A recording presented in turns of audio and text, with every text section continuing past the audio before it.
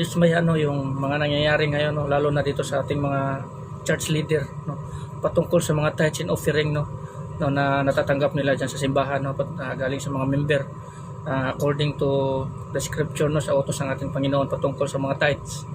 No, nakakadismaya kasi hindi na sinusunod ng mga church leader, no, yung paano gagamitin yung mga tithes, no, according sa kalooban ng ating Panginoon, utos ng Panginoon sa atin kung paano gagamitin ang tithes.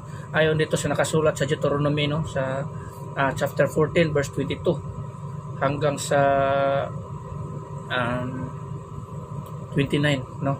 Chapter 14 verse 22 to 29 ng Deuteronomy, no. Hindi na talaga ito nasusunod kasi minsan kasi yung mga tithes, no, is napupunta na lamang sa mga savings ng mga church leader, ng mga pastor o kahit sino man yan, no. Kumbaga ginawa na nilang parang pagkapirahan yung yung simbahan.